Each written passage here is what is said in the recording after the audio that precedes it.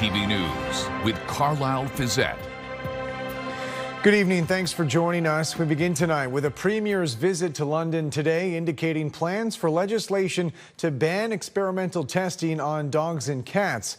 The Premier got involved personally after whistleblowers raised concerns over how dogs are being treated in research projects at St. Joseph's Healthcare.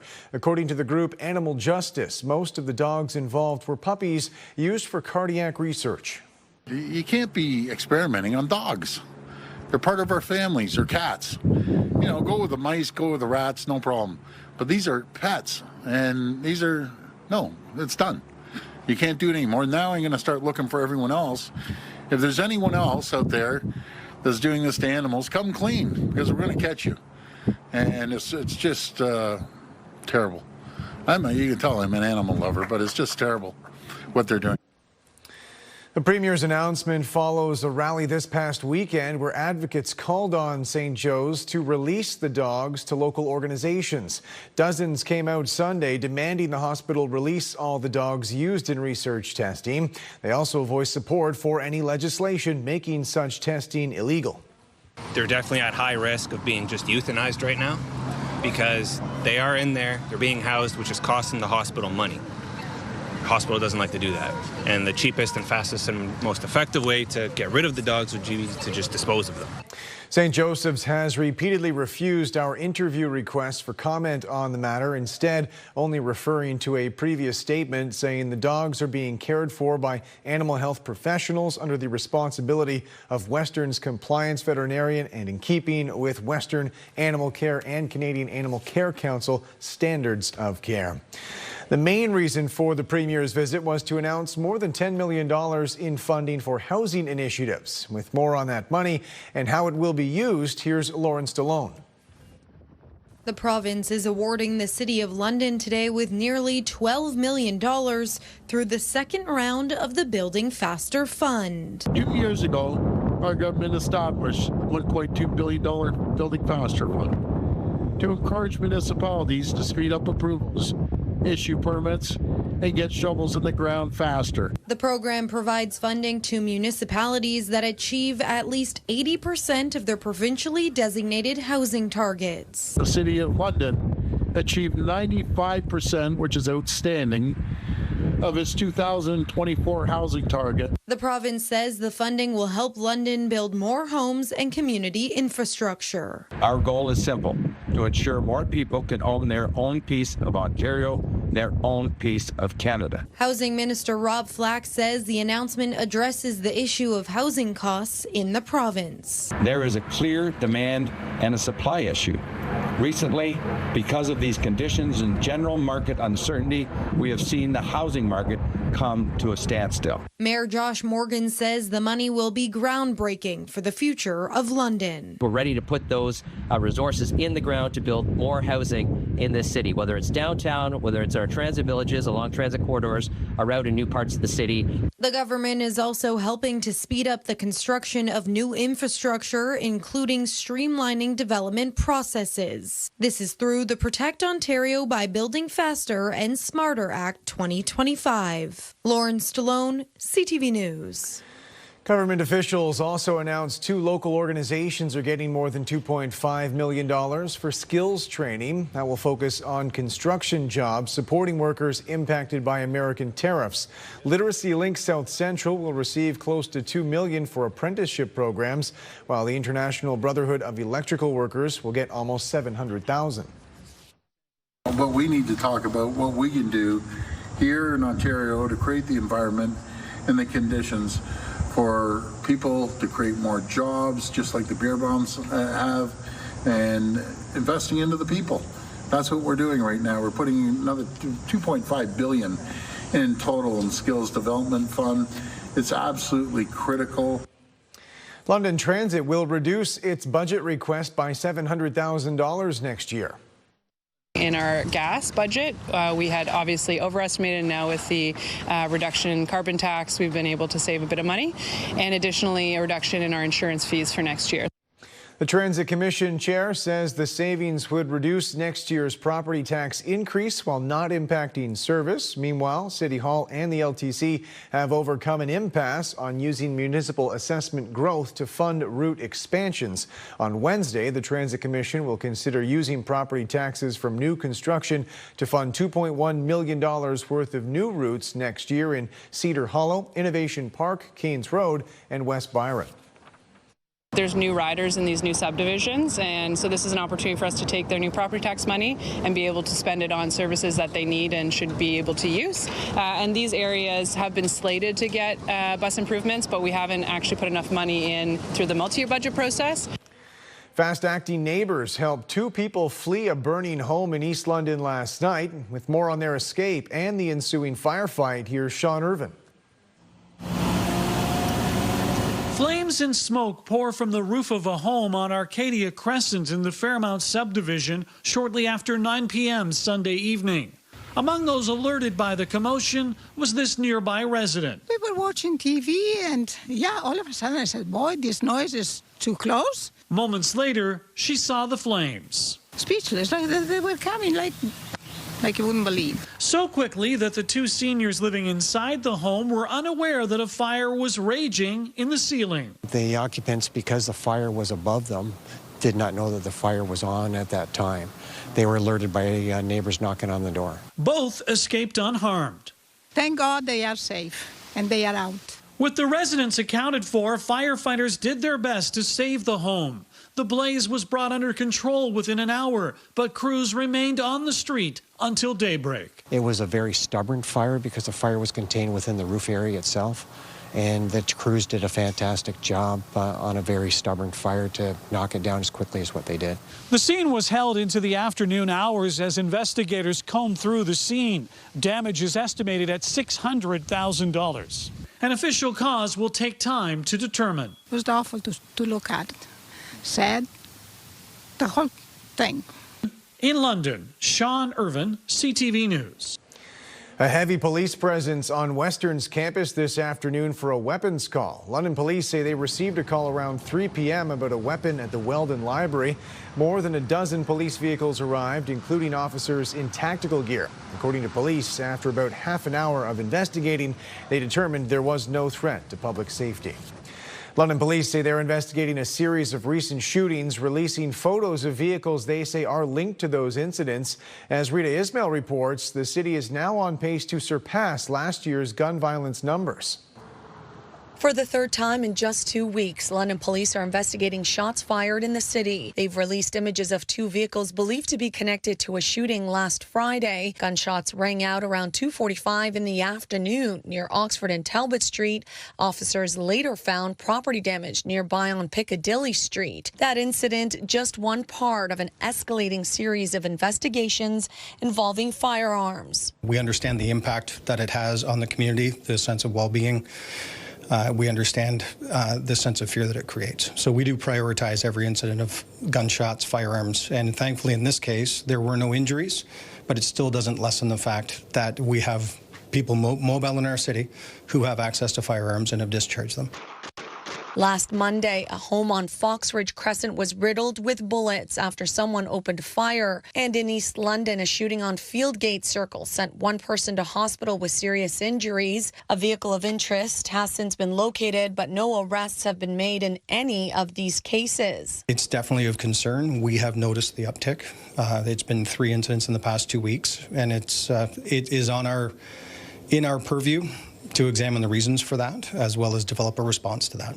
It's a priority of not only our Safer City initiative and our business plan, but it's what's right to do as far as ensuring a sense of safety for our citizens.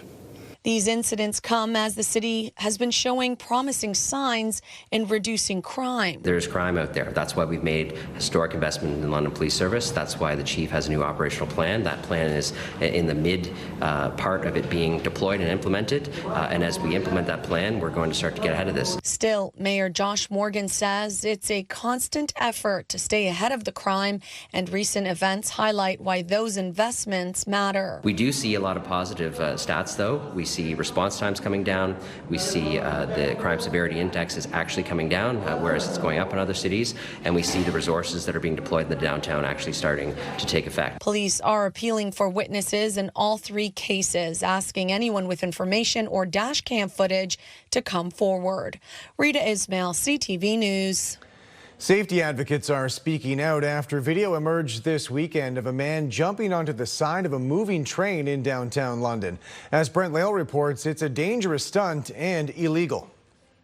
Video shows a young man testing out the speed of a moving train in downtown London. Moments later, he returns and jumps on the side, riding it for a few meters. They were taunting the train, basically, you know, tons and tons of heavy metal, and they were touching it and playing with it. Christopher Bogle is often the eyes and ears in the city's core. He took out his camera and started recording. They saw me filming. I even yelled out to the one guy, "You want to lose your leg or what? Or your life?" And he thought it was a joke. The incident is the 3rd notable one involving rail in the past week. A person was charged with surfing on a Via train in eastern Ontario. Then in White Rock, BC, video showed a woman and multiple children crawling under a stopped train rather than waiting. Our mission at Operation Lifesaver is to try to get to 0. So 0 crossing incidents, 0 trespassing, 0 deaths, and 0 injuries. And unfortunately, we have some work to do to get to 0. According to Operation Lifesaver, rail trespassing incidents are up 46% this year over the historical 5-year average. Serious injuries related to rail trespassing are up 250%. A CPKC spokesperson says fines could reach up to $50,000. And climbing and riding train cars and other equipment is both illegal and extremely dangerous. A month away from Rail Safety Week and just days from Western University students returning, safety advocates warn against trying to impress friends or gain social media clicks. With frost weeks happening, we know that southwestern Ontario has a ton of rail and is a hot spot for incidents. So we are reminding people to do their part to stay safe by staying well back and staying off the tracks. As for Bogle, this is almost a deja vu a few years ago. It was then when he witnessed a woman carry her child over a stop train at this same location. Both incidents could easily have been fatal. When he did jump off, you could tell he sort of slipped a bit, and that would have been it. Brent Lale, CTV News. A serious crash in East London sent one man to hospital with serious injuries this afternoon. Police had closed down Veterans Memorial Parkway at Dundas for several hours. According to a witness at the scene, a transport truck and a sedan were involved. The driver of the car was taken to hospital and he's in stable condition. A crash east of Dashwood sent 2 people to hospital this morning. Here on OPP say the crash involved a pickup truck and an SUV.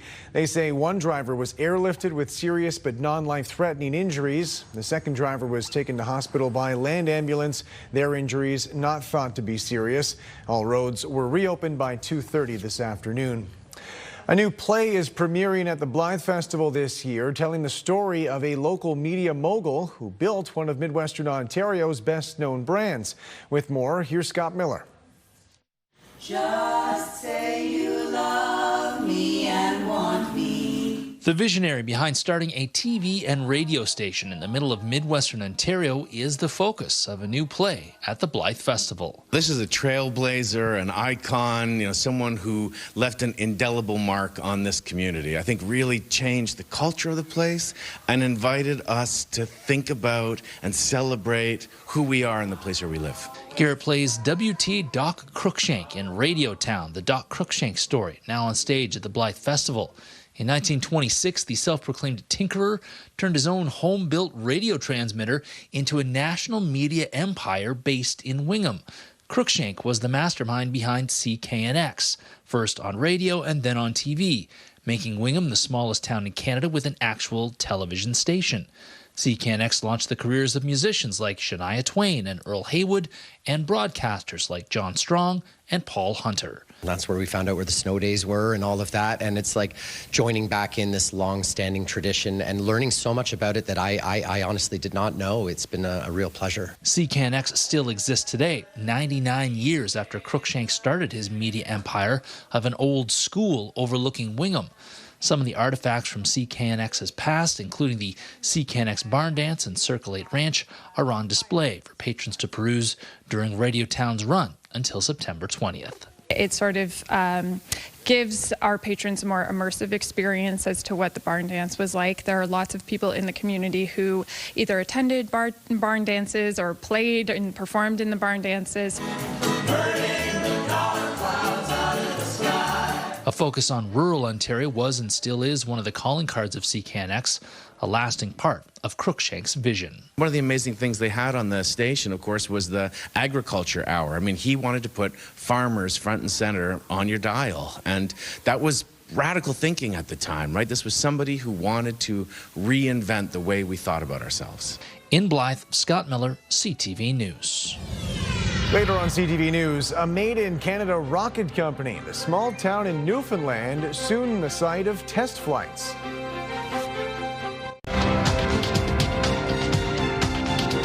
Canada's main stock index was weighed down by losses in the industrial and financial sectors today. The TSX down 163 points. In New York, the Dow fell 349. The Nasdaq dropped 47. Canadian dollar up 0.1 cent today. On commodity markets, gold fell $1 an ounce. Oil gained $1.14 a barrel. The union representing Canada Post workers says the Crown Corporation canceled a planned meeting for today. According to the union, Canada Post canceled the meeting because officials are still taking time to review the union's latest offers. No new date for negotiations resuming was given. Canada Post also scrapped a meeting with the union late last week for the same reasons.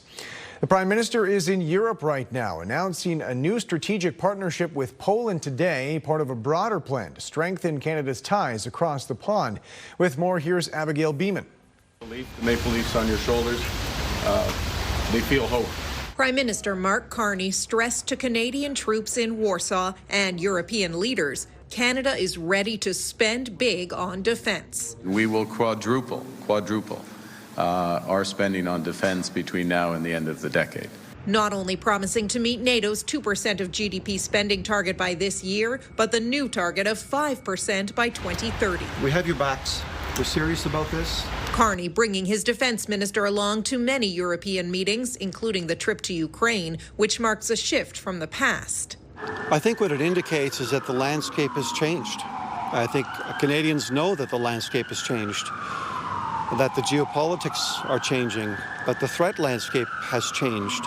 David McGuinty says Canada's defense plan needs diversification. We're not only making a diplomatic visit, but we're really interested in diversifying our alliances and our defense investments, and having Minister McGuinty there puts an exclamation point behind that. Diversification. We've heard that word a lot from the Prime Minister about trade, too, given the trade war with the United States. Poland needs reliable partners that are ready to cooperate closely in the nuclear energy sector, and also as regards RES, renewable energy sources. Poland has the fastest growing economy in the EU, and the two leaders recommitted to an agreement signed last year, but now focusing on trade, energy, and defense. Our trade relationship last year grew by something like 22% in a single year. So the appetite is really there. It also means that people are kind of knocking on our door more. And from Warsaw, the Prime Minister ends his day here in Berlin with a full day Tuesday focused on those same themes, deepening trade and defense ties. Abigail Beeman, CTV News, Berlin. Good evening. Skies will be partly cloudy overnight, and we could see a few pop-up showers as we head through the overnight. We have some cool air in the upper atmosphere, and that continues to move over the Great Lakes, giving us this fall-like feel. Fresh start to your Tuesday morning. Temperature from 12 to 13 degrees first thing in the morning under a mix of sun and cloud. Thanks, Mariana, for this photo taken in Grand Bend. Look at this little guy just out for a little walk. She said it was too hot for his paws on the sidewalk. So conditions across our area, much cooler, more comfortable conditions over the next 7. Tracking a cold front for Thursday. I'll have your local weather next. Welcome back on the desk with Julie now, and you were kind of teasing this week as I think you called it the fake fall, as we're getting a cool down for this week.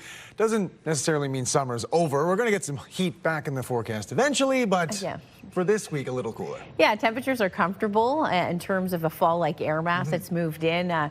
We are seeing the cool conditions taking hold and temperatures on the cooler side of what's normal today. We hit a high of just 21. We should still be at about 24 degrees at this time of year. Now, overnight, watch for some patchy fog. We've had scattered showers and a few pop-up thunderstorms, and we'll leave in that risk overnight. We have a deep upper trough that's digging over the Great Lakes, and that will continue to keep us unstable. Overnight, we drop down to 10 degrees.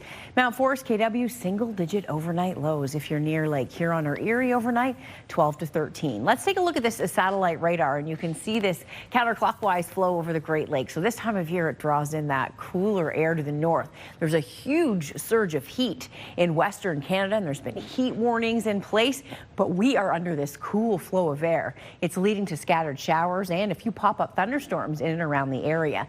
That low-pressure area continuing to spin, although it will start to weaken through the day tomorrow. So that means the coverage will become less, especially in Midwestern Ontario. So today there were scattered showers on and off throughout the day. They'll start to become a little bit less intense. High pressure builds in as we head into Wednesday, and that means lots of sunshine on the way, but the cool air will continue through the week.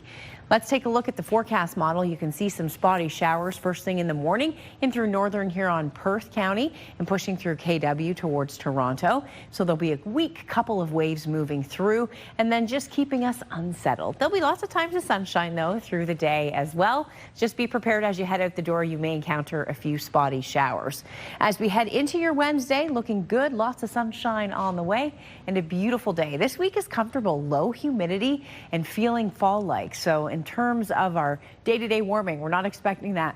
Rather, this week, temperatures will be holding between 21 and 23. Winds continuing out of the northwest through the day. Wednesday, sunshine. Thursday, a cold front comes in. Chance of rain Thursday night. Friday, Saturday, Sunday into Monday, a mix of sun and cloud. Daytime highs around 22 degrees. Nice and comfortable overnight. I don't know about you, but I have the windows open.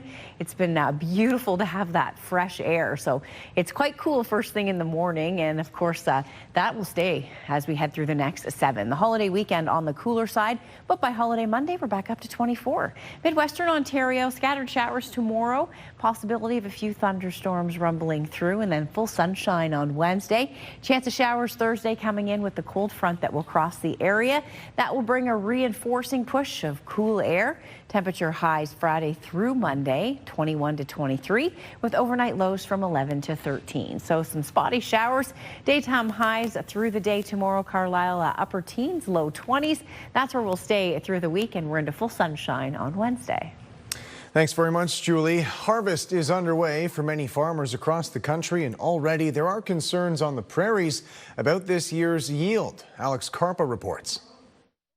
We never had that before, that you have ripe oats on top and green stem or even green leaves on it. They're still mushy. Farmer Thorsten Stanze is starting to see the impact a dry summer is having on his crops. Oats like this green in the stem, it's very hard to combine. The lack of moisture is being blamed for a very short crop, below average for what it normally should be. Farming is a poker game. So, and this year the cards, I think, dealt against us. The yields are not great. They're a little bit under par, but not great. Yeah, this is a corn crop, and normally this time of year it would be, 6 to 7 feet high. Like Stanze, Doug Martin is also seeing his crop struggle ahead of harvest, but not all is lost. While there is nothing he can do to salvage his wheat crop, he says recent rains could help out his corn and soybeans. They're harvested much later. Like corn, you don't really start harvest till after the middle of October.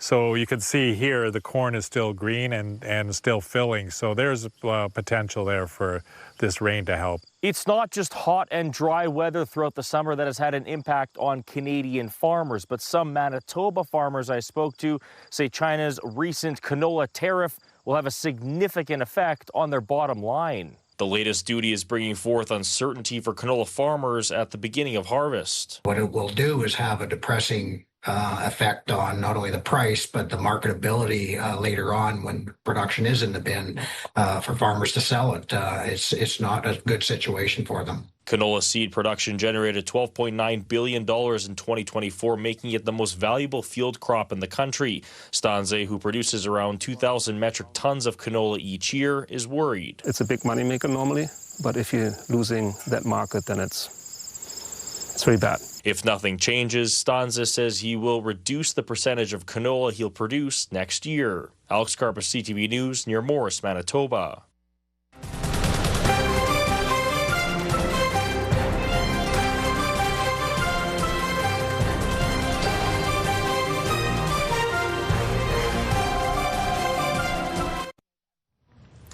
Finally tonight, a small town in Newfoundland looking to make a big splash in Canadian aerospace. It's home to a company testing rockets, hoping to make history. Garrett Berry reports. The Taiga rocket is upright and ready. Northspace CEO Rahul Goel says his team is eager to launch just as soon as these winds die down. It's a reality of life here in the North Atlantic. Nevertheless, Northspace has picked this town, population 1,200, to host its Atlantic Spaceport complex. Someone told me today that this project was going to put St. Lawrence on the map.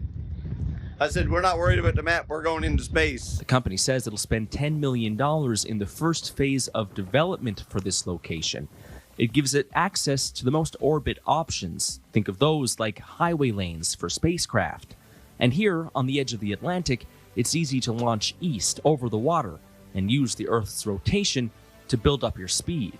Wednesday's event, weather permitting, is set to be a suborbital launch, a demonstration, really, but the company says it's an important step towards building an all-in-Canada space industry. We have another big mission coming up that we haven't announced yet, but it's going to be our biggest one yet, and it's going to be quite deep into space, so it's going to be exciting. Northspace hopes to be the first company to offer an all-in-Canada solution for launching commercial satellites into space. It has some competition. Reaction Dynamics has raised millions from the Quebec government and private investors for its entry into this Canadian space race. You can't look away from this sort of socio-political context of what's happening in the world, the big shift in foreign policy that's happened in the United States. And so there's an appetite now to invest in Canadian companies. When Taiga does go up, it won't be up for long, less than a minute. But Northspace hopes it'll soar up to 30,000 feet in that time and turn a lot of heads. Garrett Berry, CTV News, St. John's. That's it for us. Thanks for watching. For all of us at CTV News London, I'm Carlyle Fiset. Have a good night.